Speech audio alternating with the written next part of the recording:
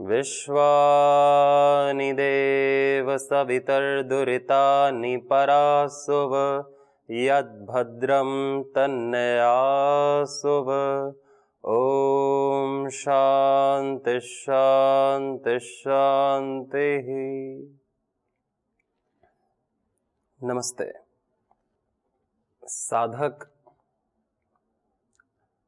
अपने जीवन में यदि अपने साध्य को न भूले और अपने साधक भाव का निरंतर उसमें सजग रहे तो अपने विवेक का आदर करना कठिन नहीं होता। सत्य तो यह है कि अपने विवेक का पूर्ण आदर किए बिना कोई भी व्यक्ति सिद्ध नहीं हो सकता, अपने जीवन में समाधान नहीं कर सकता। बिना अपने विवेक का पूर्ण आदर किए, और विवेक का आदर करना कोई इतना कठिन काम भी नहीं है यदि हम अपने साध्य को ना भूलें। हमारा साध्य है ईश्वर, या हमारा साध्य है आत्मज्ञान, हमारा साध्य है जगत की निष्काम सेवा, कुछ भी हमारा साध्य है। हम यदि अपने साध्य को नहीं भूलते एक क्षण के लिए भी, और हम अपने साधक भाव में भी सजग रहते हैं, उसे नहीं भूलते कि मैं साधक हूं और मेरा साध्य ये है, तो विवेक का आदर करने में कोई कठिनाई आएगी क्या? उससे तो अपने आप विवेक का आदर होगा। वेद के पथ पर वो अपने आप चलेगा, गुरु आज्ञा में, गुरु के अनुशासन में वो अपने आप ढलता रहेगा, चलता रहेगा। दिक्कत तब आती है जब हम भूल जाते हैं कि हम साधक हैं और हमारा ये साध्य है, इसके लिए हम साधना करनी है। जैसे कोई IAS एग्जाम की तैयारी करता है और यदि वो भूल जाए कि मैं IAS की तैयारी कर रहा हूं, तो फिर वो क्या करेगा? फिर वो कभी पिक्चर देखने जाएगा, दोस्तों के साथ गप्पे लड़ाएगा, बाजार में घूमेगा, कहीं और चला जाएगा। फिर उसे बाद में याद आएगा, अरे मैं तो IAS का फॉर्म भर रखा है, IAS के लिए घर से परमिशन ले रखी है। तो वो व्यक्ति कभी एग्जाम पास तो नहीं कर पाएगा, और पढ़ाई तो अपने आप होगी यदि व्यक्ति को याद रहे कि मैं IAS मेरा साध्य है और मैं IAS का एस्पिरेंट हूं, मैं उसकी तैयारी करने वाला हूं। ये नहीं भूलता तो सदा उसको नजर आता है अपना ड्रीम, अपना लक्ष्य नजर आता है, और लक्ष्य को देख करके ही लक्ष्य उसको अट्रैक्ट करता है और वो करता चला जाता है, करता चला जाता है। उसे पता भी नहीं चलता कि मैंने आज 12 घंटे पढ़ लिया या 18 घंटे पढ़ लिया, समय भी पता नहीं चलता। उसे बोरियत महसूस नहीं होती क्योंकि उसका ड्रीम उसके सामने है, साफ साफ उसका लक्ष्य उसके सामने है, और वो उससे आकर्षित होकर के लक्ष्य स्वरूप हो जाता है, और फिर वही क्रैक कर लेता है एग्जाम, वही पास हो जाता है। इन सब पदों को पाने के लिए कितना मेहनत करते हैं हम। कोई काम करता है बिजनेस में उसे अपना लाभ दिखता है, प्रॉफिट दिखता है, करोड़ों रुपए आते हुए दिखते हैं, साफ साफ दिखते हैं। वो भूलता नहीं कि आज मेरे को प्रॉफिट होने वाला है। जो बिजनेसमैन होता है, सेठ होता है, और फिर वो 24 घंटा उसी के बारे में सोचता है, जागते हुए भी और सोते हुए भी, और भूल जाता है बाकी की चीजों को। पता ही नहीं उसने कभी टीवी कब देखी हो, गाने कब सुने हो, फैमिली के साथ बाहर कब गया हो, उसे पता नहीं चल रहा, क्योंकि उसके सामने उसको जो चाहिए उसका साध्य वह है। इसी तरह साधक यदि भूल जाए अपने साध्य को, भगवान को, जो भी उसका साध्य है उसको भूल जाए, तो वो फिर कैसा साधक और कैसी उसकी साधना, वो अपनी साधना तो करना दूर की बात हो जाएगी, वो अपने पथ से ही भ्रष्ट हो जाएगा। वो भाई कभी इस संसार की वस्तुओं की लालसा में लग जाएगा, कभी वासनाओं में, कामनाओं में, राग द्वेष में, निंदा चुगली में, ईर्ष्या घृणा में, इन सब में लग जाएगा। क्योंकि अपने साध्य से भटके तो दिमाग में बाकी सारा संसार नाचने लगेगा, घूमने लगेगा कि यहां क्या लाभ हो रहा है, यहां क्या प्रतिकूलता मिल रही है, और फिर वैसे ही वो राग द्वेष सांसारिक चीजें अंदर समा जाती हैं और वो भूल जाएगा मैं साधक हूं, साधक पने को भूल जाएगा। और बीच बीच में उसे बाद में जब उसको ठोकर लगेगी, जब उसको दर्द मिलेगा, जब उसे धोखा मिलेगा, रोग मिलेंगे, जब लाचार होगा वो, तब याद आएगा ईश्वर, और मैं तो ईश्वर की साधना करता हूं, मैं तो साधक हूं, मेरे को तो सब साधक मानते हैं, और मैं ही भूल जाऊं अपने आप को कि मैं साधक हूं, तो फिर बाकी चीज तो होंगी ही होंगी। जो हम नहीं चाहते, जो नहीं करनी चाहिए, नहीं कहनी चाहिए, नहीं सोचनी चाहिए, वो चीजें अपने आप होती हैं। और जो करनी चाहिए, सोचनी चाहिए, होनी चाहिए, वो भी चीजें अपने आप होती हैं, यदि हम अपने साध्य को नहीं भूलते, यदि भक्त भगवान को नहीं भूलता, यदि इस जगत को मानने वाला इस जगत की सेवा को, अपनी सेवा को नहीं भूलता, जो ध्यानी है वो अपने आत्मा को नहीं भूलता, तो सब ठीक होता है। विवेक का आदर अपने आप होता है, पूर्णतः होता है, जैसा हमारा विवेक कह रहा है। विवेक और वेद एक ही है। वेद भी हमें बताता है क्या चीज करनी चाहिए और किन चीजों से दूर रहना चाहिए, बचना चाहिए। सारे गुरु हमें यही बताते हैं। तो विवेक तो हमारा वेद है, विवेक हमारा गुरु है। वो विवेक जागृत रहता है और वो विवेक के हिसाब से चीजें चलती रहती हैं ऑटोमेटिकली। यदि हमारा साध्य हमें दिखता है, क्लैरिटी है, हम उसे भूल नहीं जाते, हम खो नहीं जाते, तो विवेक का आदर करने में कोई दिक्कत नहीं। और विवेक का आदर जिसका होगा वह व्यक्ति महापुरुष हो जाता है, सिद्ध हो जाता है, भगवान के शरणागति हो जाता है। हम इस जगत को मानते हैं, कोई भगवान को नहीं मानता कि मुझे तो भगवान नहीं दिख रहा है, मैं कैसे भगवान की सेवा करूं, मैं कैसे भगवान को मानूं। तो उसको इस दृष्टि से देखना चाहिए कि ये नहीं कि भगवान है कि नहीं है तो मैं उसे मानूं, जो है वही भगवान है, मैं हूं वो है, सब है वही भगवान है। तो भगवान के प्रति प्रेम आदर अपने आप होगा। ये जगत दिख रहा है, ये शरीर दिख रहा है, मैं दिख रहा हूं, ये सब भगवान है। अगर इस दृष्टि से देखा जाए तो क्या भगवान से कभी दूरी महसूस हो सकती है? भगवान को कभी भूला जा सकता है क्या? किसी से घृणा की जा सकती है क्या? किसी से द्वेष, किसी से ईर्ष्या की जा सकती है क्या? किसी की हिंसा, किसी की चोरी की जा सकती है क्या? किसी से दुराचार, भ्रष्टाचार किया जा सकता है क्या? भगवान का विस्मरण हो सकता है क्या?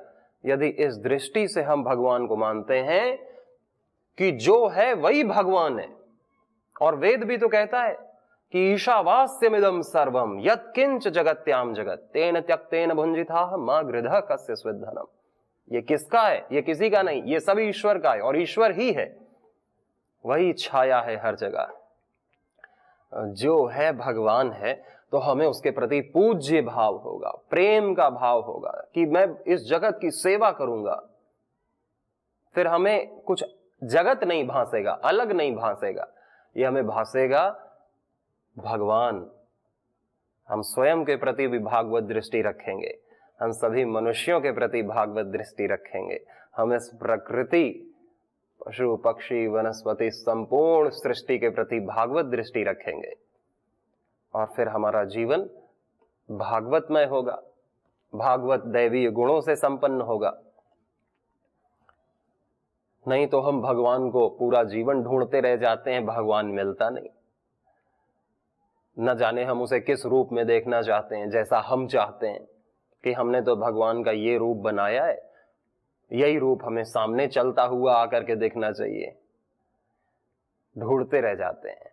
जब हम वेद में जो ईश्वर ने कहा है कि सभी स्वरूप मेरे हैं, मैं सभी के लिए हूं, मैं सबका हूं, सबके लिए हूं, हर जगह हूं, हर कहीं, हर समय, वो हम भूल के किसी और ही चमत्कार को देखने की अपेक्षा करते हैं। ये चमत्कार को नमस्कार, और दिन रात चमत्कार होता है।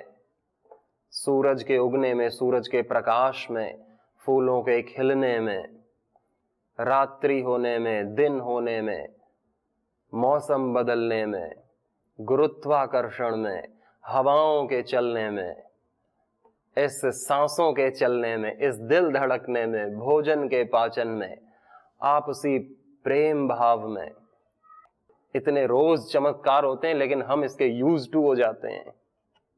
यूज टू इसे चमत्कार नहीं मानते, हम चमत्कार मानते हैं कि कोई आदमी उड़ने लगे तो चमत्कार है, कोई आदमी आग में बैठ के जले ना तो वो चमत्कार है। सभी चमत्कार है। आंखों की जरूरत होती है देखने के लिए कि ये सभी ईश्वर की चमत्कृति है, ये सभी ईश्वर की लीला है।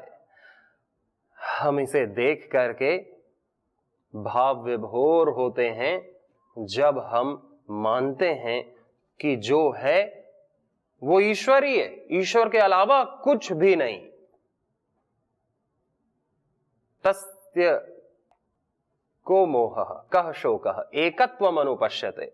जो एक ही देखता है कि जगत ही नहीं, जगत तो ईश्वर भी है, जगत और ईश्वर ईश्वर नहीं, ईश्वर ही जगत है, जगत जगत नहीं, जगत ही ईश्वर है, सब एक है। एकत्वम अनुपश्यते। जो एक देखता है फिर इससे कोई राग द्वेष मोह घृणा नफरत नहीं, क्योंकि वही तो मैं हूं, मैं भी तो उसी का अंश हूं, जगत का। मैं अलग नहीं कि मैं बाकियों को तो जगत मानूं और मैं अपने आप को जगत से अलग मानूं। यह देह जगत से अभिन्न है, यह आत्मा परमात्मा से अभिन्न है। कोई इस जगत को जगत ही मान ले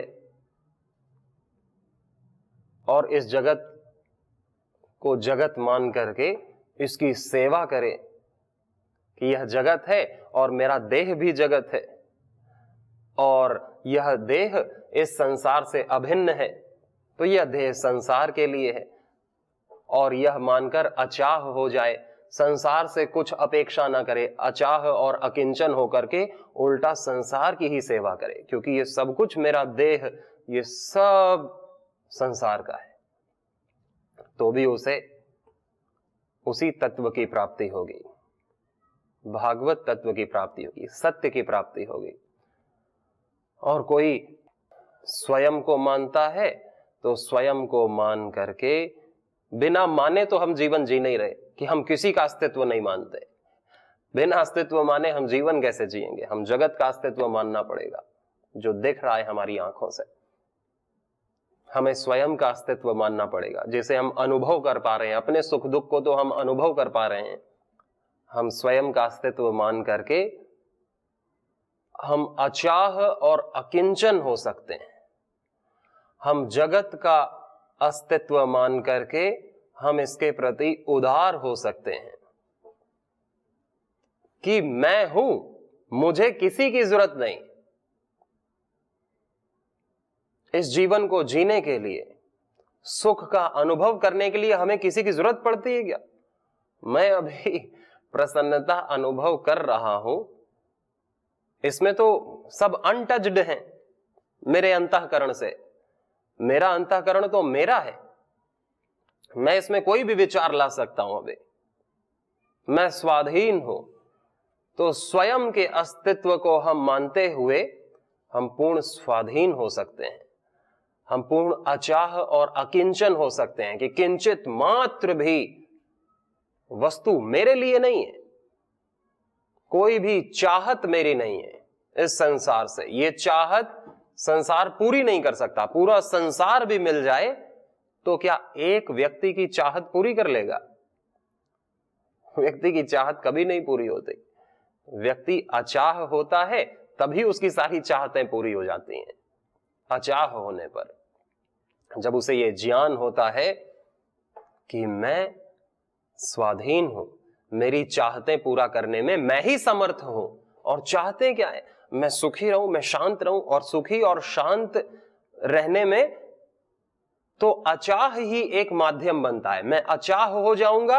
अचाह यानी मेरी कोई एक्सपेक्टेशंस नहीं रहेंगी, चाहतें मेरी नहीं रहेंगी, संसार से कामनाएं नहीं रहेंगी, आकर्षण नहीं रहेगा। तो अपने आप मेरे हृदय में शांति, आनंद बना रहेगा। और जितनी चाहतें ज्यादा रहेंगी, जितनी कामनाएं ज्यादा रहेंगी, उतनी उथल पुथल, उतनी अशांति, राग द्वेष ईर्ष्या भर जाएगी। यह सोचने में कि संसार मेरी चाहतें पूरी कर सकता है। संसार चाहतें पूरी करने के लिए नहीं है, संसार है सेवा करने के लिए। संसार ने तो सब कुछ दे ही दिया। संसार हमारी कितनी सेवा कर रहा है, संसार हमारी कितनी सेवा कर रहा है। संसार ने ये नाक हमें दी, देखिए ये उंगलियां हमें दी, ये भोजन से ही तो बनी है, पंच तत्वों से ही तो बनी है ये उंगलियां। पंच तत्वों का ये पूरी सृष्टि, ये संसार, ये दांत भी जो हम खाते हैं उसी से तो बनती हैं ये धातुएं, सप्त धातुएं। रस, रक्त, मांस, मेद, अस्थि, मज्जा, शुक्र, ये कहां से बनती है? इसी संसार से बनती है। माता पिता के रजवीर्य से हम बनते हैं, फिर माता भोजन खाती है, उसके पेट में शिशु बनता है, फिर बाहर आता है, फिर शिशु भोजन करता है। आत्मा तो वही है जो अनंत जन्मों से थी, अनंत नित्य थी। आत्मा तो वही है। ये शरीर किससे मिला? किसके उपकार से, किसकी उदारता से? संसार मना कर देता तो, संसार उदार ना रहता तो हम जी पाते क्या? संसार उदार होकर के हमें सांस दे रहा है, हम जी पा रहे हैं। संसार की उदारता ना होती तो हमें एक भी श्वास नहीं मिलती, अभी श्वास रुक जाती। ये संसार इतना उदार नहीं होता तो हम चलना कैसे सीख पाते, हम भाषा कैसे सीख पाते, हमारे पास घर कैसे होता, सड़कें कैसे होती। बच्चा पैदा होते ही इतना असमर्थ होता है कि वो अपने नाक की मक्खी भी नहीं हटा सकता, भिन भिन आती रहती हैं। संसार की उदारता से हम इस काबिल बनते हैं जिस काबिल हम आज हैं, बोलने के, दूसरों को ज्ञान देने के, दूसरों को प्रसन्नता देने के, दूसरों का उत्साह वर्धन करने के। हम कितने काम आ गए देखो, किसकी उदारता से हम में इतनी कलाएं आ गई, किसकी उदारता से हम इतने सक्षम बन गए? इस संसार की उदारता से। और हम कहते हैं संसार किसी काम का नहीं, संसार धोखा देता है, और संसार में मेरे किसी काम नहीं आया, मुझे दुख ही दुख मिला। और दुख तो हमें अपने अज्ञान से मिला, हमारी अशांति हमें अपने अज्ञान से मिली। बाकी संसार तो हमें सब कुछ दे रहा है जिससे हम सर्व सामर्थ्यवान बन गए। संसार जितना दे सकता है उतना हमें दे रहा है। बाकी जो हमारा दायित्व है, अचाह रहना, निष्काम रहना, वो तो हमें ही करना है। संसार से वो अपेक्षा करनी बंद करनी है जो संसार कर ही नहीं सकता, क्योंकि वो सामर्थ भगवान ने आत्मा को दिया है। भगवान ने आत्मा को सामर्थ दिया है प्रेम करने का। भगवान ने आत्मा को सामर्थ दिया है शांति स्थापित करने का। भगवान ने जो मैं हूं उसको सामर्थ्य दिया है प्रसन्न रहने का। अब हम शांति की, प्रसन्नता की, प्रेम की कामना करने लगते हैं इस संसार से कि ये जड़ संसार हमको प्रेम देगा, हमको शांति और सुख देगा। वो तो संसार दे ही नहीं सकता। आम का ही तो स्वाद देगा, टमाटर का स्वाद थोड़ी देगा। और हम कहीं ये आम टमाटर का भी स्वाद दे तो फिर हमारी मूढ़ता। मिर्च का स्वाद देगी, गन्ने का स्वाद नहीं देगी ना। मिर्च से मिर्च की अपेक्षा ही कर सकते हैं। संसार तो बिना कहे हमको ये सब दे रहा है। हम क्या कभी संसार से प्रार्थना करते हैं? छोटा बच्चा प्रार्थना करता है हमें चलना सिखा देना, बोलना सिखा देना, हमें सांस देते रहना, ये सूर्य हमें विटामिन डी देते रहना, ये धरती हमको चलने के लिए जगह देते रहना, हमको घर दे देना, हमको रोटी दे देना। संसार को बताने की जरूरत नहीं होती। संसार तो अपने सारे दायित्वों को निभा रहा है, पूरा परिश्रम कर रहा है हमारे लिए। और हम संसार को कहते हैं कि संसार ने कुछ नहीं किया, संसार में बस झूठ, बेईमानी, धोखा ही धोखा है। जो आदमी के अंदर होता है वही आदमी को बाहर दिखता है। जैसा चश्मा उसने पहना रहता है उसी चश्मे से वो देखता है और हर जगह उसको वही दिखता है। काला चश्मा पहन लेता है तो अंधकार ही अंधकार दिखता है, हरा चश्मा पहनता है तो हरियाली हरियाली दिखती है, पीला चश्मा पहनता है तो ऐसा लगता है सबको पीलिया ही हो रखा है क्या। तो ये तो हमारे दृष्टि का असर है, सृष्टि का असर नहीं है। सृष्टि तो बिना कहे अपने सारे दायित्व निभा रही है, प्रभु के लिए निभा रही है। हम अपने दायित्व से पीछे हटते हैं कि वही सेवा हमको संसार की भी करनी चाहिए, वही कृतज्ञता हमारी हर एक प्राणी के लिए होनी चाहिए, जीव जंतु के लिए, जो कहीं ना कहीं हमारे लिए योगदान दे रहा है। हर एक सेल जैसे शरीर के लिए जरूरी होता है, हर एक इंसान, मनुष्य, हर एक प्राणी, जीव जंतु, वनस्पति, हर एक कण हमारे जीवन में योगदान दे रहा है। हर एक कण, सबके प्रति हमारे मन में सद्भाव होता है, कृतज्ञता होती है और हम स्वच्छता फैलाते हैं, हम जीव जंतुओं को अन्नदान करते हैं और बाकी मनुष्यों की भी जिनकी जो आवश्यकता है उसकी आवश्यकता पूरी करते हैं। दूसरों को हम उत्साह देते हैं, जितना हो सके हम उनके दुख को दूर करते हैं। तो हम अपना दायित्व निभा रहे हैं। हम अपना दायित्व निभाना तो हमारी जिम्मेदारी है, हमारे ऊपर है, और हम वो नहीं निभा रहे तो हमें कभी विश्राम नहीं मिलेगा। हमें तड़प, अकेलापन, अशांति, अतृप्ति ये बनी रहेगी, क्योंकि हम फिट नहीं हो पा रहे हैं अपने स्थान पर। तो विश्राम पाने के लिए तो निष्काम होना पड़ता है, सेवा करनी पड़ती है। सेवा कैसी करनी पड़ती है? अचाह होकर के, अकिंचन होकर के। मेरा कुछ नहीं, ये सब संसार का है, संसार के लिए है। आत्मा तो स्वाधीन है, प्रेम भाव में, शांति में, प्रसन्नता में, और ये सारी चीजें तभी मिलती हैं जब आत्मा अचाह होती है, अकिंचन होती है, स्वाधीन होती है। तभी हम अपने अस्तित्व को तो मानते ही हैं, भले ही ईश्वर को नहीं मानते, अपने को तो मानते हैं। और अचाह होकर के भी हमें वही परम शांति, परम आनंद मिलेगा। और उदार होकर के जब हम कृतज्ञ होकर के इस जगत की सेवा करते हैं, इससे कोई अपेक्षा नहीं करते, तो भी हमें वही परम आनंद सेवा में, परम विश्राम प्राप्त होता है, पुरुषार्थ में, श्रम में। और जो मानते हैं कि जो है सब भगवान ही है और भगवान के ही शरणागति हमें होना है, केवल वही हमारा है और हम उसके हैं, तो वही परम आनंद, परम शांति, प्रेम, शरणागति हमें देती है। तो ये हमारे भाव के ऊपर है कि हम ईश्वर निष्ठ हैं या इस जगत को मानते हैं या स्व केंद्रित हैं। सभी में समाधान है। इतना सुंदर यह विधान है। सभी को बहुत सारी शुभकामनाएं। नमस्ते।